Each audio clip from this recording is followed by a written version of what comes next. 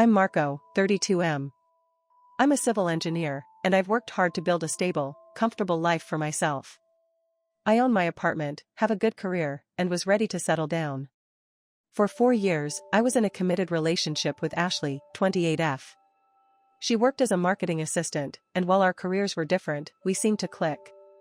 We shared laughs, had adventures, and I genuinely believed we were building a future together. 8 months ago, I proposed, and she said yes.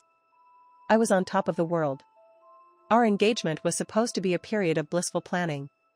We decided on a simple engagement party, a gathering of our closest family and friends at a nice local venue that Ashley had picked out.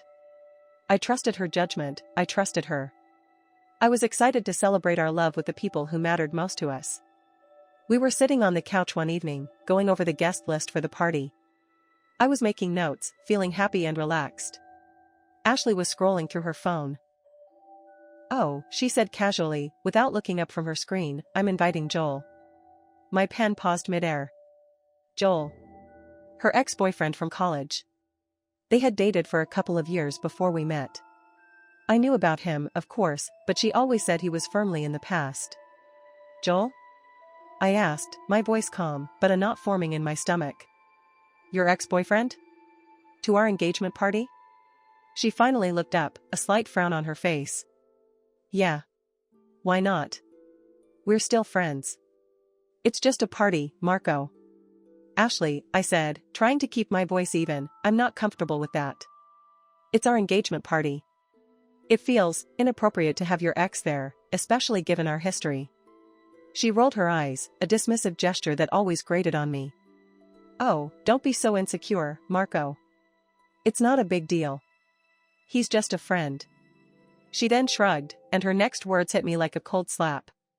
"Besides," she added, a slight smirk playing on her lips, "I don't owe you loyalty. We're not even married yet." The air left my lungs. "I don't owe you loyalty." The phrase echoed in my mind. It struck me deeply. It wasn't just about Joel, it was about the fundamental understanding of our relationship. I thought loyalty, trust, and respect were implicit in an engagement. Her casual dismissal of my feelings, coupled with that chilling statement, left me questioning the very foundation of what we had built. I tried to argue, to explain why that statement hurt me, but she just waved me off. "You're overreacting. It's just a party." I dropped it, but the seed of doubt had been firmly planted. As the day of the engagement party approached, the atmosphere between us became increasingly tense. I tried to push my unease aside, telling myself I was being paranoid. But Ashley was frequently on her phone, texting someone, often with a secretive smile. My gut screamed it was Joel. The party itself was a blur of forced smiles and internal turmoil for me. The venue was nice, the food good, our families mingled. I tried to be the happy fiancé, greeting guests, making small talk. But my eyes kept darting to Ashley. She was constantly checking her phone, her attention clearly elsewhere. Then, about an hour into the party, the doors opened, and in walked Joel. He had an air of casual confidence, almost swagger. He immediately scanned the room, his eyes landing on Ashley. Ashley's face lit up. She practically ran across the room. Their interaction was overtly familiar. A long, lingering hug. His hand rested on her lower back for a moment. They pulled back, but stood incredibly close, talking intimately, their heads bent together, laughing. It was like I wasn't even there. I was the fiancé, the host, standing awkwardly in the corner of my own engagement party, watching my fiancé openly flirt with her ex. A mix of anger, betrayal, and profound humiliation washed over me. My best man, Mike, came up to me, his face grim. "Marco, are you seeing this?" he whispered. I just nodded, my jaw clenched. Then, I overheard Ashley's friends, Jessica and Maria, giggling nearby. "Can you believe she's still doing this?" Jessica whispered. "She's always been so torn between Marco and Joel. I heard her tell Maria last week she's still not sure if Marco is the one and she's just settling for stability." Settling. ATM with legs. The phrase from a previous story flashed through my mind. I was a safe bet. A good guy. But not the one. Not the ocean. Just a kiddie pool. The words resonated with a sickening clarity. My blood ran cold. The humiliation was unbearable. I was being disrespected, not just by Ashley, but by her friends, by her ex, at my own party. I was a prop in her indecision. In that moment, a switch flipped. The pain, the anger, the humiliation, it all coalesced into a cold, clear resolve. I wasn't going to stand there and be a fool. I wasn't going to be her safe option while she explored her feelings for someone else. I deserved better. I knew my worth. I walked purposefully towards the small stage where the DJ was setting up. I grabbed the microphone from his hand. The music faded. All eyes turned to me. Ashley and Joel, who had been deep in conversation, looked up, startled. I took a deep breath, my voice steady, clear, projecting across the silent room. "Good evening, everyone," I began. "Thank you all for coming tonight to celebrate what I thought was the beginning of a beautiful journey." I paused, my eyes finding Ashley's. Her face was a mask of confusion, then dawning horror. To Ashley, I continued, my voice unwavering, "May you find exactly what you're looking for, because clearly, it isn't me." With that, I placed the microphone back on the stand. I turned, walked straight through the stunned crowd, past my shocked family and friends, past Ashley, whose mouth was now agape, and out the door. I didn't look back. I just walked, leaving behind a stunned crowd, a frantic Ashley, and the shattered remnants of what I thought was my future. I returned home, not with anger, but with an immense, profound sense of relief. The air in my apartment felt lighter, cleaner. The knot in my stomach had finally untangled. Ashley's actions had revealed her true character, and I had finally listened.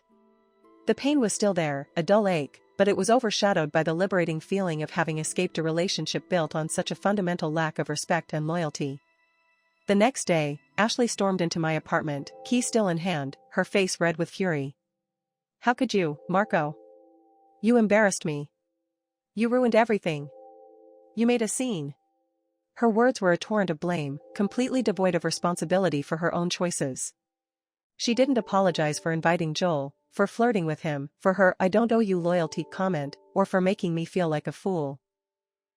She only cared that she had been embarrassed. This confrontation solidified my decision. She had no respect for me, no understanding of the pain she had inflicted. She was incapable of taking responsibility. As the days passed, I systematically distanced myself from Ashley. I cancelled our wedding plans, notifying all the vendors. I lost some deposits, but the relief was worth it. I withdrew all my contributions from our joint wedding account, leaving her with only what she had put in, which was minimal. I started looking for a new apartment, somewhere completely fresh, free from the memories of our life together. Meanwhile, Ashley's life began to unravel. I heard through mutual friends that Joel, the ocean she was so eager to dive into, had ended things with her shortly after the engagement party. Apparently, he wasn't interested in a serious relationship, especially with someone who caused such public drama. Her backup had abandoned her. Ashley's attempts to reach out to me became increasingly desperate. Calls, texts, voicemails, pleading, crying, then angry, then back to pleading.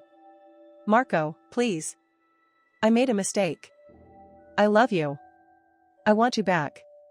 I need you." But I had moved on. I deserved better than someone who viewed loyalty as optional, who saw me as a convenience.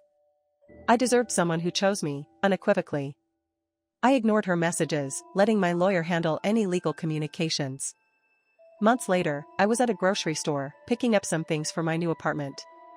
I turned a corner and there she was. Ashley. She was with a new partner, a guy I didn't recognize. Her demeanor was fraught with tension, her smile seemed forced. She saw me. Her eyes widened, then narrowed.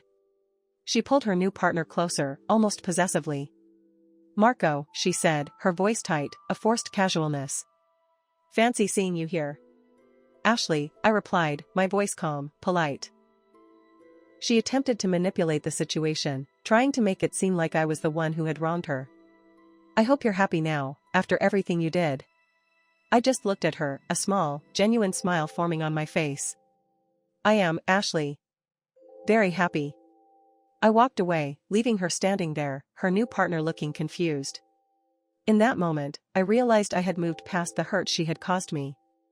There was no anger, no bitterness, just a profound sense of peace and gratitude. My journey after that dramatic exit was one of profound self-discovery and healing. I focused on my career, thriving in new projects. I found a great new apartment, decorated it exactly how I wanted, making it truly my space. I reconnected with friends and family who had truly supported me. Eventually, I met someone new. Emily. She's an architect, intelligent, kind, and incredibly genuine. There was no drama, no games, no need for grand gestures to prove anything. She appreciated me for who I was, without any conditions or comparisons. Our relationship blossomed, built on mutual respect, honesty, and unwavering loyalty. In the end, the best revenge is simply living well and moving forward without looking back. Since you made it to the end, you obviously enjoyed the video, so please subscribe, comment your thoughts on this situation and leave a like.